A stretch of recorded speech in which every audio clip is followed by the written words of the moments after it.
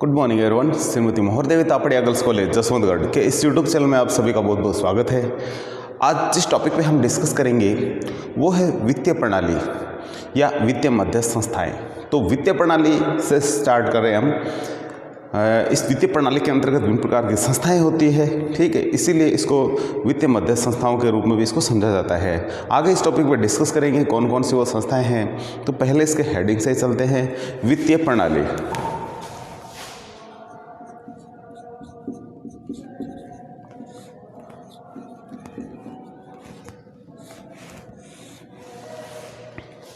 वित्तीय प्रणाली एक ऐसी व्यवस्था है या वित्तीय प्रणाली से आशय एक ऐसी व्यवस्था से है जिसमें बचतकर्ता और निवेशकर्ता के बीच निकट संबंध स्थापित करके आर्थिक संसाधनों को अर्थव्यवस्था के लिए उनका संग्रहण किया जाना, उनका निर्देशन किया जाना, उन पर नियंत्रण किया जाना और उनका प्रबंधन किया जाना आदि तत्व इसके अंतर्गत सम्मिलित हो जाते हैं।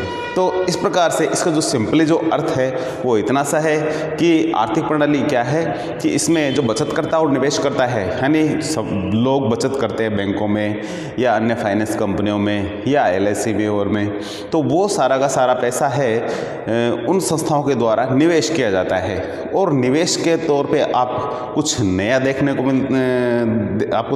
देखने को मिलेगा और उस निवेश से बहुत सारे कार्य संचालित होते हैं, उनके बारे में हम आगे डिस्कस करेंगे। तो उन वस्तुओं को उनको निवेश जब किया जाता है तो उनका पहले तो वस्तुओं को इकट्ठा करना पड़ता है, उसके बाद में उनको एक नियोजन करना पड़ता है, उनको प्लानिंग बना करके उनको आगे डिस्ट्रीब्यूट करना पड़ता है या कहीं किन किन क्षेत्रों में लगाया जाना है उसका ध्यान रखना पड़ता है, नियंत्रण करना पड़ता है और प्रबंधन करना पड़ता है। तो ये ऑल ओवर सारी जो प्रोसेस है वो वित्तीय प्रणाली के अंतर्गत सम्मिलित हो जाती है। तो ये है वित्तीय प्रणाली। अब हम देखते हैं कि वित्तीय प्रणाली किस तरीके से काम करती है, किस तरीके से बस्तें इकट्ठी होती है, किस तरीके से आय बढ़ती है, रोजगार बढ़ता है। तो इन सभी पे हम थोड़ा एक डायग्राम के रूप में बढ़ते हुए डिस्कस करेंगे। तो सबसे पहले प्रारंभिक आय।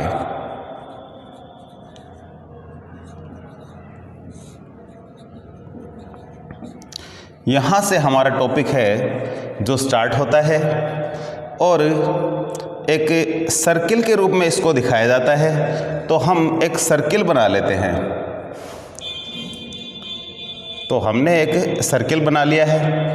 अब इस सर्किल में किस तरीके से क्या क्या प्रोसेस चलेगी। सबसे पहले प्रारंभिक आय से सबसे पहले क्या होती है, बचत होती है। तो इसमें लिखेंगे बचत।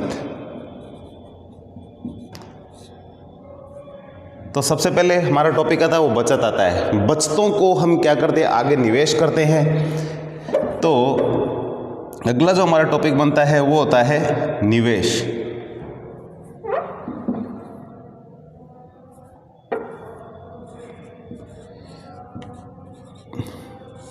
बचतों को उद्योग धंधों में और अन्य विभिन्न क्षेत्रों में गवर्नमेंट के द्वारा या फाइनेंस या बैंकिंग सेक्टर के द्वारा या अन्य जो वित्तीय जो अन्य क्षेत्र है उनके द्वारा पैसा निवेश किया जाता है। इससे होता क्या है, आय बढ़ती है, रोजगार बढ़ता है। तो इससे जो काम होता है वो लिखते हैं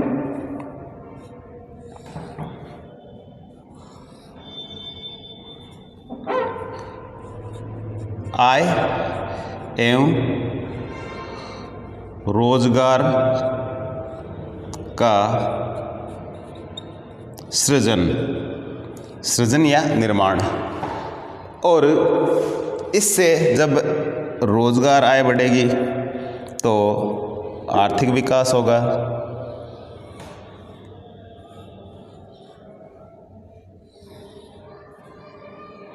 तो इसमें लिखेंगे आर्थिक विकास।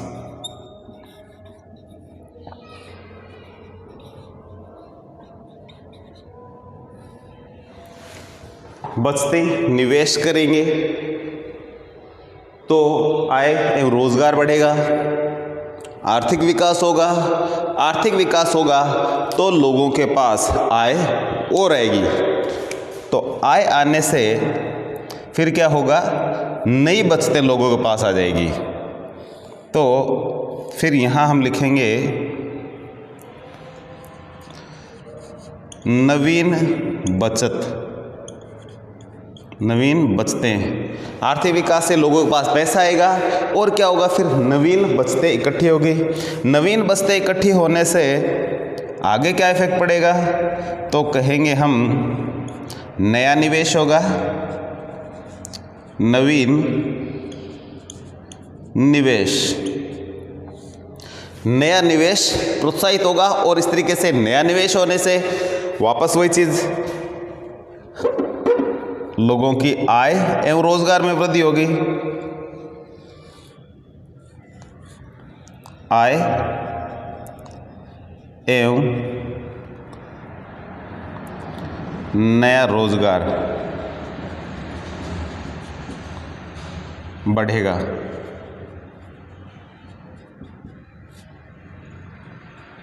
तो इस तरीके से ये फायदा होगा।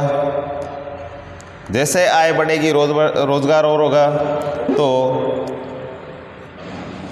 वापस लोगों की जो परचेज पावर बढ़ जाएगी। इसका मतलब है वापस नवीन बचतें या नई बचतें लिखते हैं इधर, नई बचतें स्टार्ट हो जाएगी, नई बचतें। तो इस तरीके से नई बचतें इकट्ठी होनी स्टार्ट हो जाएगी लोगों के पास। नई बचतें इकट्ठी होने से यहां हम कहेंगे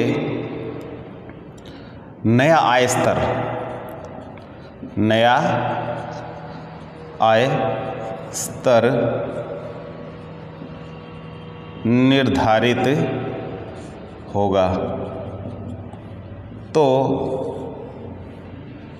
इस तरीके से इसको डायग्राम में बनाते हैं, किस तरीके से ये सर्कल चलता है। इस तरीके से बचतें होती है। प्रारंभिक आय लोगों की आय से सबसे पहले कहाँ बचत होगी, बचत कहाँ होगी, हमने बात करी बैंकिंग सेक्टर में, फाइनेंस कंपनियों में, LIC, GSC और अन्य शेयर मार्केट में, और में जहाँ भी लोग, जहाँ उनको लगता है कि यहाँ मेरी बचत भी होगी और मेरा पैसा भी सुरक्षित रहेगा, तो वो लोग वहाँ बचत करते हैं। वो सारा पैसा उन संस्थाओं द्वारा निवेश किया जाता है। निवेश करने से क्या होता है, रोजगार बढ़ता है और आय का सृजन होता है। किस तरीके से, जैसे कि एक बैंक से एक कंपनी ने बहुत बड़ी मात्रा में ऋण लिया।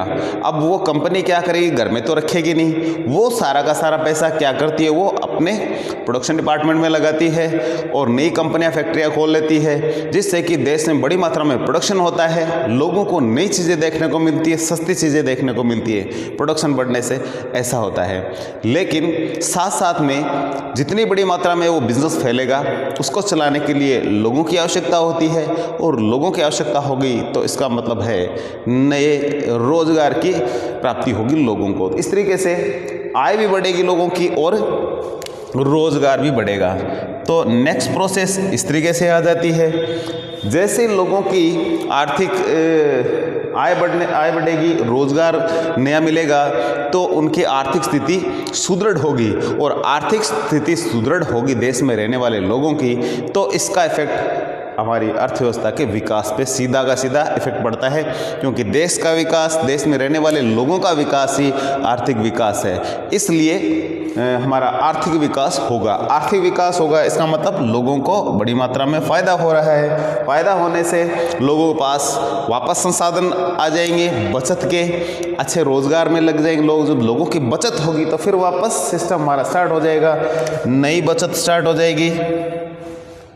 नई बचतें इकट्ठी होने से मार्केट में वापस वो भेजी जाती है, इससे नया निवेश प्रोत्साहित होता है, नया निवेश होगा। नए निवेश के बाद में, नए निवेश से नया रोजगार बढ़ेगा और नई आय भी लोगों के पास बढ़ जाएगी। फिर वापस वही सिस्टम चलेगा और लोगों के पास बचत होगी। इस तरीके से जो लोगों का आय का जो स्तर है वो बढ़ जाएगा, तो नई आय का स्तर जो है निर्धारित हो जाएगा। तो इस तरीके से ये एक सर्कल के रूप में चलता है।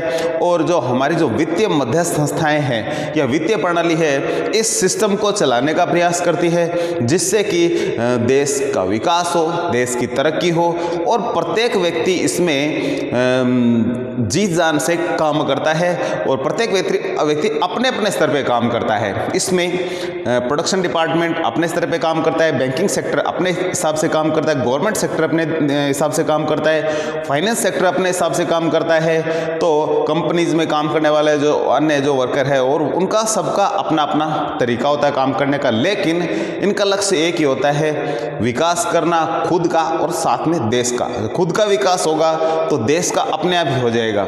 खुद का विकास होगा तो कहीं ना कहीं आप पैसा इकट्ठा करोगे, बचत करोगे, वो पैसा सारा का सारा बैंकों, फाइनेंस कंपनियों और अन्य वित्तीय मध्यस्थ संस्थाओं के माध्यम से निवेश किया जाएगा। आपका पैसा तो सुरक्षित ही है, लेकिन देश के विकास में वो पैसा कहीं ना कहीं हमारे लगेगा और इस तरीके से ग्रोथ नहीं होगी।